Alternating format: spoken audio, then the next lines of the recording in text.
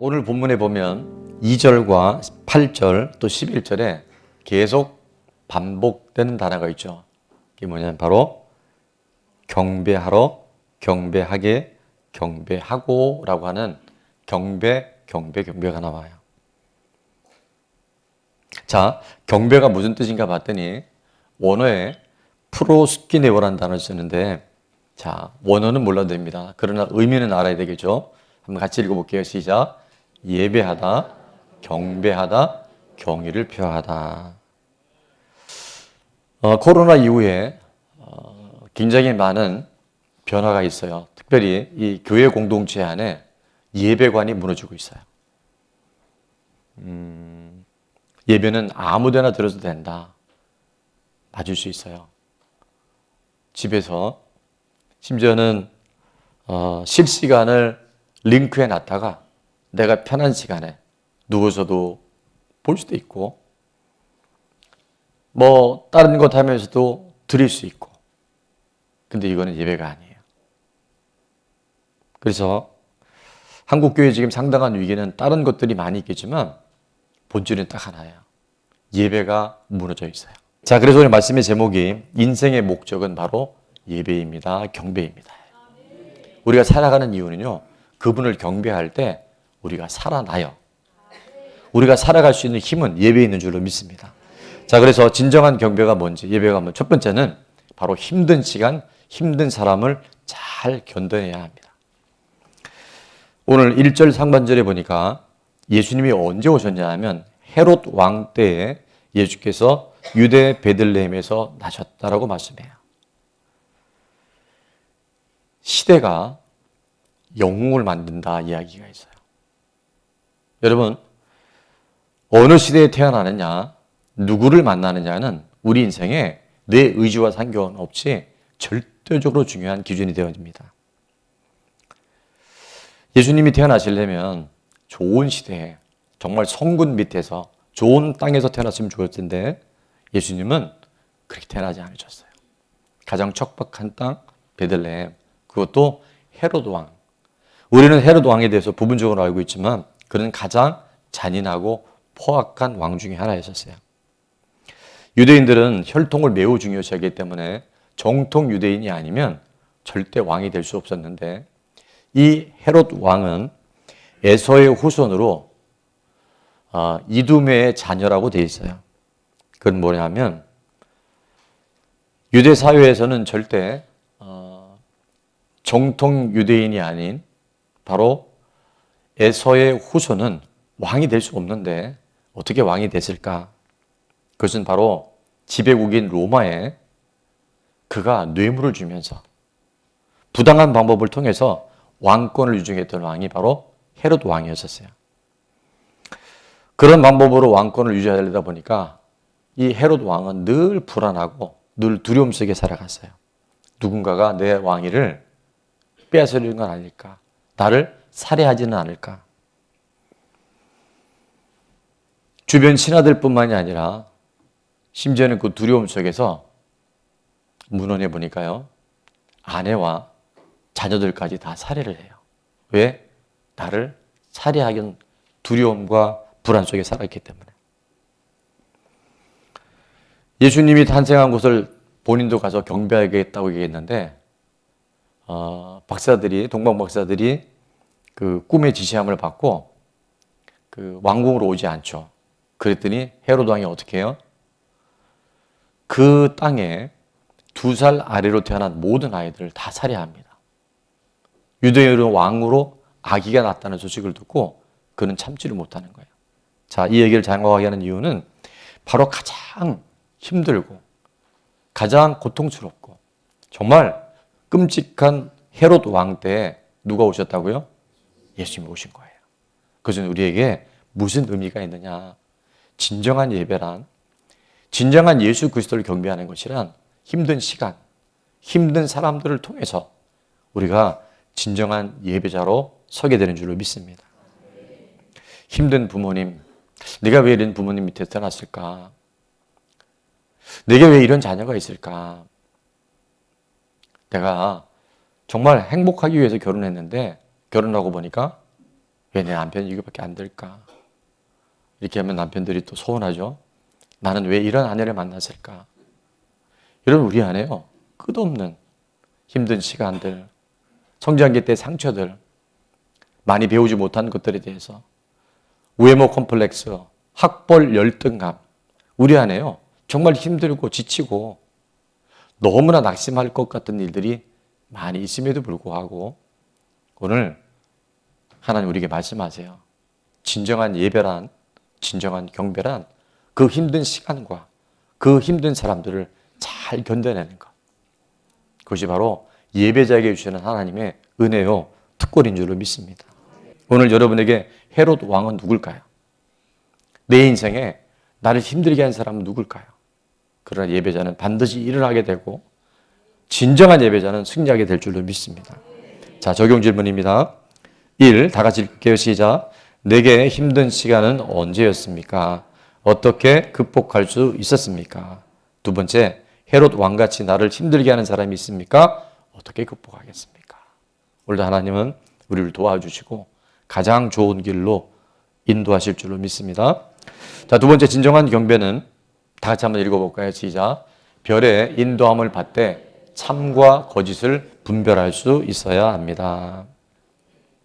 2절과 7절과 8절의 말씀에 보니까 이제 우리가 별의 인도함을 받아야 되지만 중요한 것은 분별할 수 있어야 돼요. 유대인의 왕으로 나신 이가 어디 계시냐? 우리가 동방에서 그의 별을 보고 그에게 경배하러 왔노라 하니, 동방박사들의 이야기입니다. 그랬더니 7절과 8절에 헤롯 왕이 뭐라고 얘기하는지 같이 한번 읽겠습니다. 시작.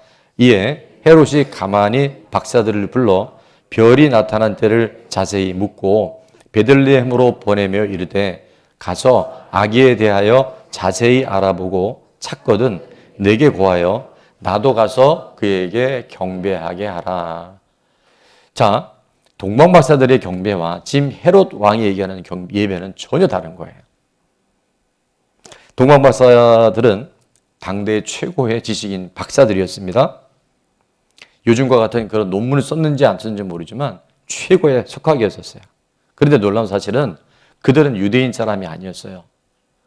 이스라엘 백성이 아닌 이방인이었음에도 불구하고 그들이 진심으로, 전심으로 하나님을 찾을 때 하나님은 별을 통해서도 예수 그리스도에게로 인도하신 줄로 믿습니다. 우리가 이 자연 계시라는 걸 무시할 수가 없어요. 하늘의 별을 보기도 하고 자연을 통해서 구름을 보기도 하고 날씨와 기후를 통해서도요, 하나님 살아계심을 만나고 경험한 사람이 있을 수 있다는 거예요. 잠언 8장 17절에 보니까 우리 암송 구절이죠. 자, 이때 우리는 암송을 또 하나 확인해 봅니다. 나를 시작. 나를 사랑하는 자들이 나의 사랑을 입으며 나를 간절히 찾는 자들 나를 만날 것이라. 아멘. 간절히 찾으며 만나 주셔요.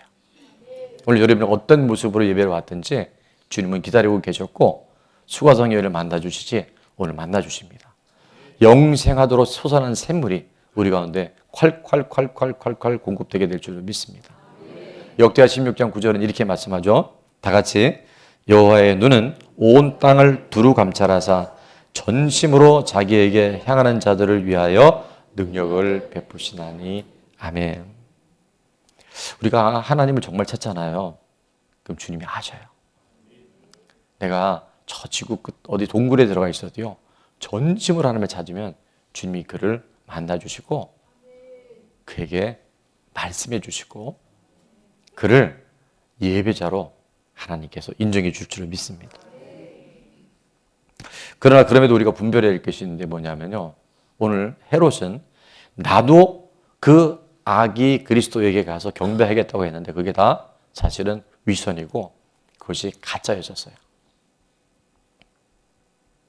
헤롯은 경배가 목적이 아니라 예수 그리스도를 없애려고 하는 끔찍한 음모를 갖고 있었어요. 우린 여기서 하나 분별이 될 것이, 내가 안다고 교회 생활을 오래 했다고 저처럼 성경을 가지고 설교한다고 그것이 꼭 믿음이겠느냐, 이것은 분별해 봐야 돼요. 이유가 뭐냐면 오늘 4절과 5절에 보니까 이제 헤롯 왕이 예수님이 어디서 날 것인가에 대한 그리스도가 어디서 날 것인가를 이제 그 상황을 알고 있는 사람들에게 물어봐요.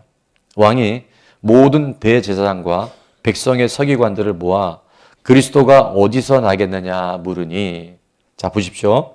대제사장과 백성의 서기관들은 정확하게 알고 있어요. 구약 성경을 통해서 이 부분을 꿰뚫고 있었어요. 5절 같이 봅니다. 이르되 유대 베들레헴이오니 이는 선지자로 이렇게 기록된 바. 보세요. 말씀 알고 있잖아요. 예수님이 어디요? 베들레헴 땅에 태어날 것까지 알고 있는데 그들은 뭐예요? 예배하지 않아요. 그들은 경배하지 않아요. 알고 있는데 실제 살면은 예배가 죽은 거예요. 오늘 저는 이 헤롯과 대제사장과 서기관들의 모습에 내가 있다고 한다면 오늘 이제 돌이킬 수 있기를 축원합니다.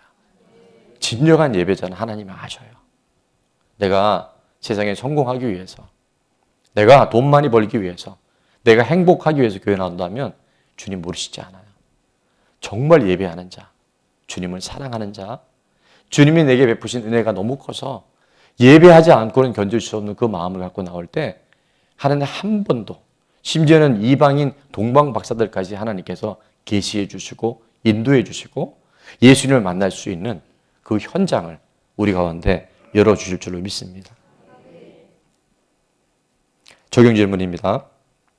헤로드 왕과 대제사장과 서기관들 같이 말씀은 듣고 알고 있으면서도 순종하지 못하고 실천하지 못하고 있는 것은 무엇입니까? 내 안에 예배가 무너진 곳이 어딘지, 아까 말씀드렸듯이 적어도 5분 전, 10분 전에 오셔서 예배를 기도로 준비하고 찬양으로 하나님께 영광을 돌리고 그리고 말씀 하나하나가 바로 내게 주신 레마의 말씀을 받을 때 영혼이 살아나고 우리 삶에 그리스도의 푸른 계절을 통해서 내가 살고 또 다른 영혼을 섬길 수 있는 축복의 사람으로 인도하실 줄 믿습니다. 자, 마지막으로 진정한 경배는 예물을 드리는 헌신이 있어야 합니다. 오늘 11절 말씀 다 같이 한번 읽어볼게요. 시작. 집에 들어가 아기와 그의 어머니 마리아가 함께 있는 것을 보고 엎드려 아기께 경배하고 보배압을 열어 황금과 유향과 모략을 예물로 드리니라. 아멘. 여러분, 진정한 경배와 예배는 예물을 드리는 헌신이 있어야 돼요. 오늘 세 가지가 나오잖아요. 가장 소중한 보배압을 열어서 첫 번째는 황금은 뭘 의미하냐면 바로 왕권을 의미해요. 예수 그리스도가 왕이심을 선포하는 거예요. 두 번째 유향은 뭐냐면 제사장. 우리의 죄를 대신해서 우리의 죄를 하나님께 용서를 구하고 죄 없이 해주시는 제사장의 역할이 바로 유향이 있다면 마지막 모략은 시체에 바르는 시체의 부패를 막는 약인데 그것은 뭐냐면 한번 읽어봅니다. 시작. 예수님의 십자가 죽음과 부활을 의미해요. 그래서 가장 소중한 황금과 유향과 모략을 예수 그리스도에 탄생하신 그곳에 예물을 드렸다는 거예요.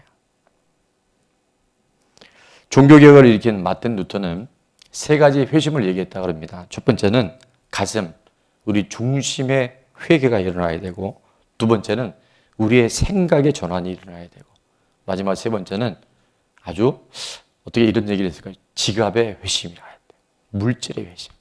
이 세 가지가 바뀌지 않고는요, 우리가 진정한 회개가 어렵다는 뜻이에요. 그래서 그는 이렇게 얘기합니다. 한번 따라해볼까요? 회개는 지갑에서 시작된다.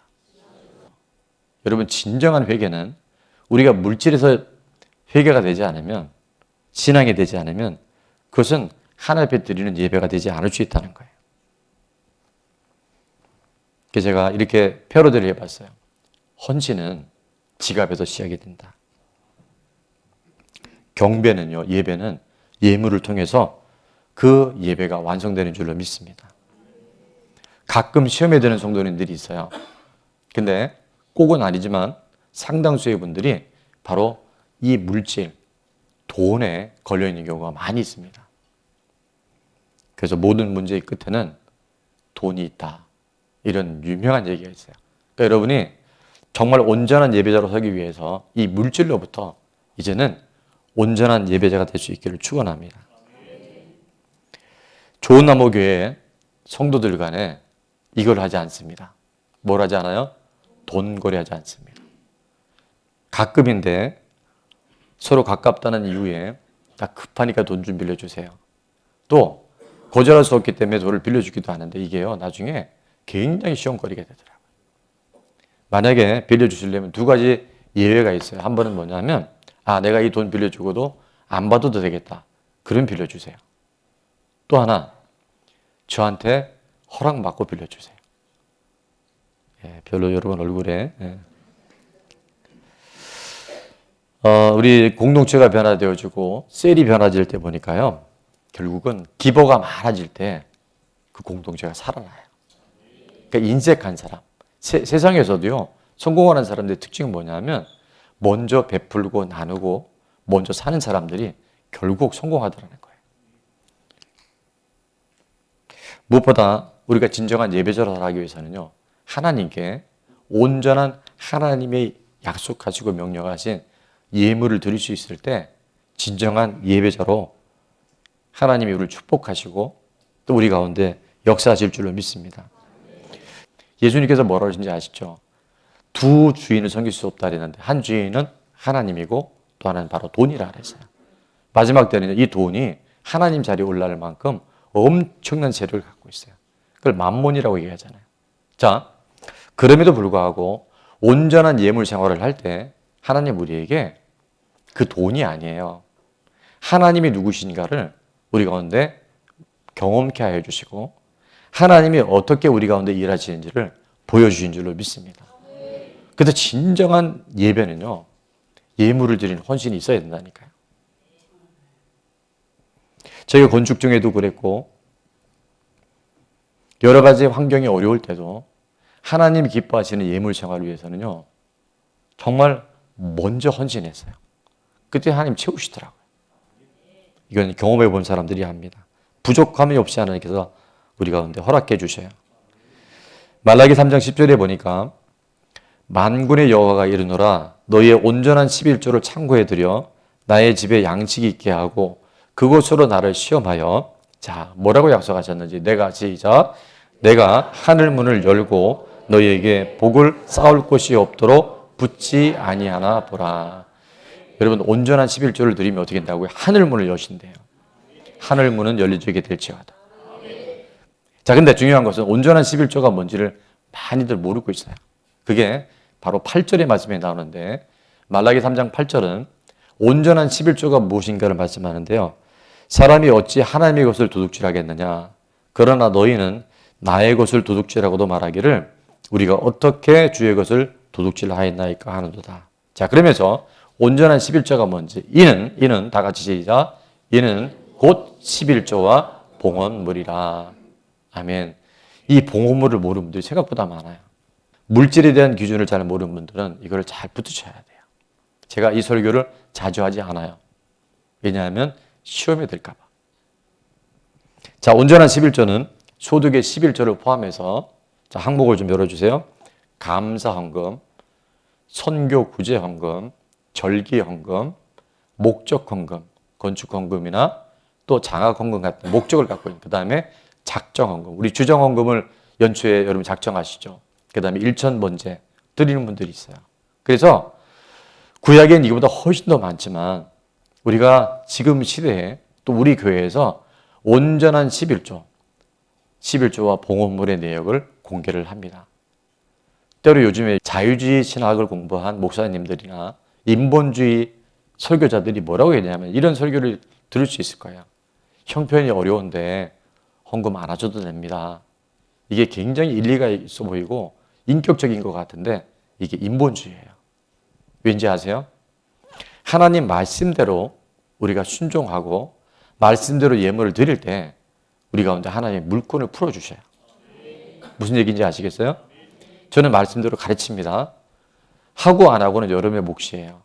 근데 지금까지 23년 목회를 해오면서 온전하게 물질 생활하는 분들이 한 사람이 없이요. 물건이 다 풀어지더라고요. 과정은 물론 있어요. 그걸 뚫고 나와야 돼요. 그래야 이 시대의 진정한 예배자가 뭔지를 우리 삶을 통해서 증거할 수 있는 거예요. 나를 시험하라 그러셨는데 어떤 분은 이렇게 해석했더라고요. 여러분, 하나님은 시험의 대상이 아니잖아요. 그럼 너의 믿음을 시험해봐라. 네가 싸울 것이 없도록 부어주는 내 능력이 너의 믿음에 합당한지를 시험해봐라. 그렇게 해석을 하는데 저는 그게 너무나 감동이 되더라고요. 여러분 믿음을 한번 시험해 보세요. 나는 돈 때문에, 물질 때문에, 예물 때문에 하나님 앞에 예배자로 서는데 나는 실패하고 있지는 않은지. 우리는 마음이 있는 곳에 물질이 있고 보물이 있다 얘기를 할 수 있는데 예수님은 마태복음 6장 21절에 정반대에 정말 뜬금없는 이야기를 하세요. 자, 한번 읽어볼까요? 시작. 내 보물이 있는 곳에 내 마음도 있느니라. 아멘. 여러분, 어느 권사님이 새벽마다 선교사님을 파송한 이후에 기도를 하셨대요. 근데 어느 날 선교지에 어렵다는 얘기를 듣고 넉넉지 않아서 오래전 얘기입니다. 제가 섬겼던 교회 한 25년 전 얘기인데 그 권사님이 용돈 중에서 10,000원을, 그때는 돈을 적은 돈은 아니에요. 10,000원을 선교 헌금을 보내고 난 다음부터 뭐가 달라진지 아세요? 기도가 달라지더래요. 돈이 가는 곳에, 물질이 가는 곳에요, 우리 마음이 있어요. 여러분이 하나님 앞에 온전한 예물 생활하지 않고 예배를 드린다. 한번 생각해 보셔야 돼요. 마태복음 23장에 보면 11조를 드리는 우리들 안에, 예물을 드리는 우리들 안에 하나님이 정확한 기준을 이제 말씀해 주셨는데 마태복음 23장 23절입니다. 화 있을진저 외식하는 서기관들과 바리새인들이여. 이거는 바로 먼저 믿은 우리가 될 수 있어요. 나 예물 생활을 하는데, 근데 보십시오. 너희가 박하와 회향과 근채의 11조는 드리되, 11조를 드린 것뿐만 아니라 더 중요한 우리의 마음과 중심을 말씀하세요. 율법에 더 중요한 바 바로 정의, 긍휼, 믿음을 버렸도다라고 말씀하세요. 자, 그러면 이제 예물 생활 안 해도 되는구나 이렇게 생각하기 쉬운데 예수님은 딱 정확한 기준을 말씀해 주셨는데 그러나 자, 예물을 드리면서도 마음이 없는 것뿐만이 아니라 그러면 이제는 신약 시대니까 아까 말씀드린 인본주의 신학자들이나 자유주의 신학자들은 어떻게 얘기하냐면 이제 구약의 율법은 폐해졌기 때문에 11조 예물 생활 안 해도 된다라고 오해할 수 있어서 예수님이 쐐기를 박아놓으셨어요. 자, 그러나 다 같이 그러나 시작. 그러나 이것도 행하고 저것도 버리지 말아야 할지니라. 아멘. 아멘입니다. 하고 안 하고는 이제 여러분의 문제예요. 예배를 드릴 때, 특별히 예물을 드릴 때 우리의 마음가짐이 어떻게 되냐면요. 고린도서 9장 7절에 보니까 각각 그 마음에 정한 대로 할 것이요. 인색함으로나 억지로 하지 말지니. 인색함은 뭐냐 하면요. 다른 사람이 볼까봐. 억지로는 뭐냐면 마음에 내키지 않은데도 할 수 없이 하는 거 하나님 기뻐하지 않으셔요. 자, 하나님은 다 같이 시작. 하나님은 즐겨내는 자를 사랑하시느니라. 아멘. 그래서 우리가 이 땅에 진정한 예배자로 살아가는 적용 질문입니다. 온전한 11조 생활을 위해 무엇을 결단하겠습니까? 마태복음을 시작하면서부터는 여러분에게 제가 굉장히 갑자기 훅 들어가는 질문들이 있어요. 혹시 불륜 중에 있습니까? 빨리 돌이킬지어다. 11조 생활에, 온전한 11조 생활에 이제 알매도 결단하지 못하는 것이 있다고 한다면 여러분이 끊어낼 수 있기를 바랍니다. 그래서 정말 영권, 인권, 물권의 주인공들이 될 수 있기를 다시 한번 축원합니다. 자, 진정한 경배란 1번 다 같이 시작. 힘든 시간, 힘든 사람을 견뎌내야 합니다. 2. 참과 거짓을 분별할 수 있어야 합니다. 3. 예물을 드리는 헌신이 있어야 합니다. 아멘.